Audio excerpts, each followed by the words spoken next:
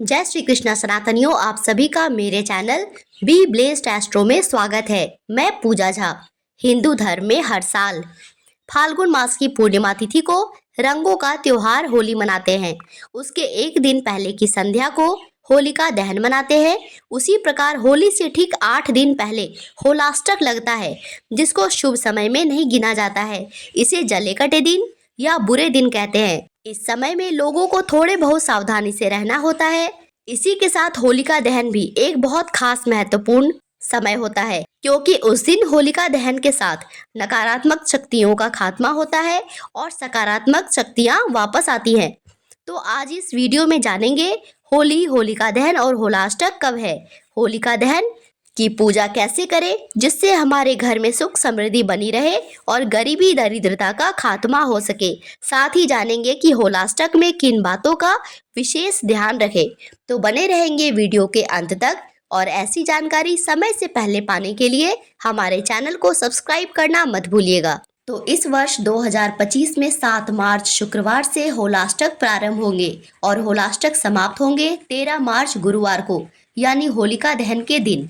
पूर्णिमा तिथि प्रारंभ होगी 13 मार्च गुरुवार को सुबह 10:36 से और पूर्णिमा तिथि का समापन होगा 14 मार्च शुक्रवार को दोपहर 12:22 तक और होलिका दहन का मुहूर्त रहेगा 13 मार्च गुरुवार को रात 11:26 से 12:30 तक में। तो इस प्रकार इस वीडियो में हमने यह जाना कि 13 मार्च गुरुवार को होलिका दहन किया जाएगा और 14 मार्च शुक्रवार को होली खेली जाएगी। अब जानते हैं कि 13 मार्च गुरुवार को होलिका दहन कैसे करते हैं, होली की पूजा कैसे होती है, संपूर्ण पूजा विधि। होलिका दहन हिंदुओं का एक महत्वपूर्ण पर्व होता है, जो कि होली के एक दिन पहले की संध्या को किया जाता है। इसे बुराई पर अच्छाई की जीत के पर्व के रूप में मनाते हैं और ऐसा मानते हैं कि इसमें आहुति देकर और इसकी सही तरीके से पूजा करके अपने घर की गरीबी, नकारात्मकता और बुराई को जला दिया जाता है, क्योंकि इस दिव्य रात में नकारात्मकता का नाश होता है और सकारात्मकता में वृद्धि होती है। तो इसके लिए आपको क्या करना है, होलिका दहन पे 2 तरह की पूजा की जाती है। एक पूजा सुबह के समय की जाती है और एक पूजा संध्या काल के समय होलिका दहन के समय की जाती है। मुख्यतः सुबह की पूजा महिलाएं करती है और संध्या काल होलिका दहन के समय की पूजा ज्यादातर पुरुष लोग करते हैं। तो सुबह की पूजा के लिए जहाँ पर होलिका दहन होने वाली हो वहाँ जाकर उत्तर या पूर्व दिशा की ओर मुख करके बैठना चाहिए। इसके साथ आपको कुछ पूजा सामग्री भी चाहिए, जो कि इस प्रकार है: 1 लोटा जल, फूल, फूल की 1 माला, रोली, चावल, कच्चा सूत, साबुत हल्दी, बताशे, नारियल और कोई भी नई फसल की बालियां इस पूजा में प्रयोग की जाती है। इस तरह इन चीजों से होली की पूजा करनी होती है।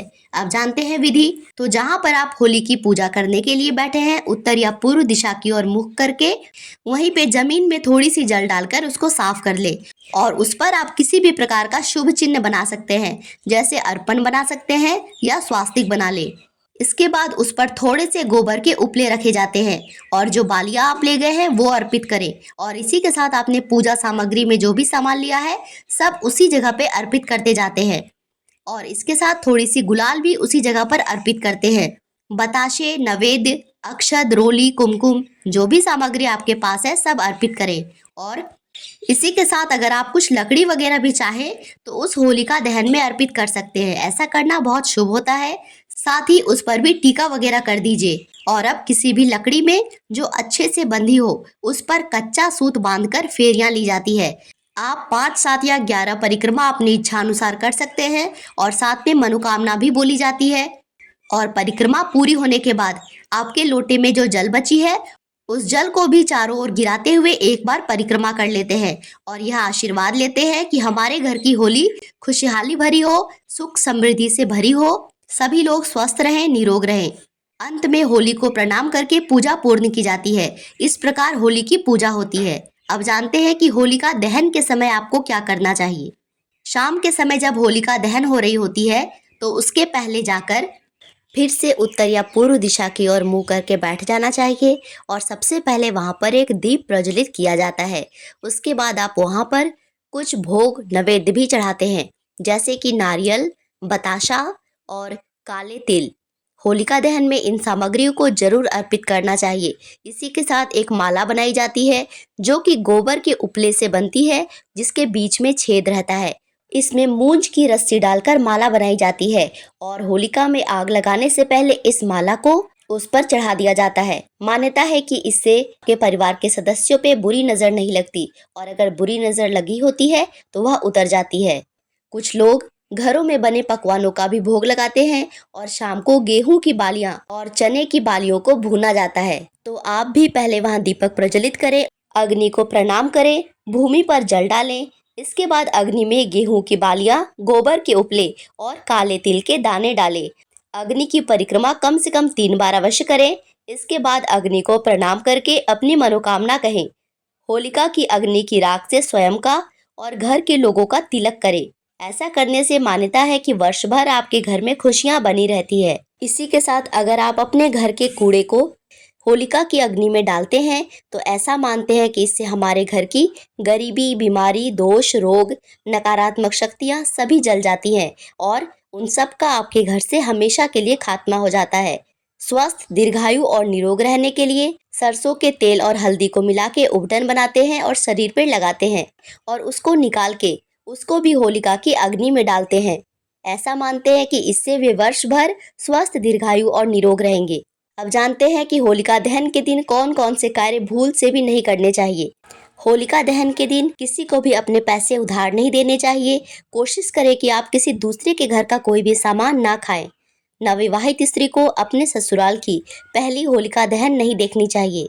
इस दिन देर रात तक घर से बाहर भी नहीं रहना चाहिए और रास्ते में आपको कुछ भी गिरा पड़ा मिले तो उसे छुए भी नहीं और उसे उठाएं भी नहीं। इस दिन टोटके का खतरा ज़्यादा होता है तो थोड़ी सावधानी से ही रहें।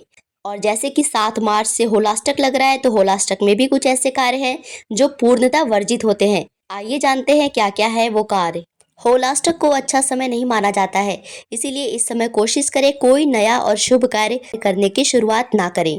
अपने बच्चों के पैर में काले धागे या उनको काला टीका लगा के रखें और देर रात अपने कपड़े भी घर के बाहर सूखने ना दें। यानी कि रात्रि के समय आपके कपड़े खुले आसमान के नीचे नहीं होने चाहिए। होलाष्टक के इन 8 दिनों में नकारात्मक शक्तियां थोड़ी प्रबल हो जाती है, इसीलिए कोशिश करें कि इन 8 दिनों में सुबह और शाम दोनों ही समय हनुमान चालीसा का निरंतर पाठ करें और सुबह शाम अपने घर में धूप, दीप और मंत्रों का उच्चारण जरूर करें। आशा करती हूँ यह वीडियो आप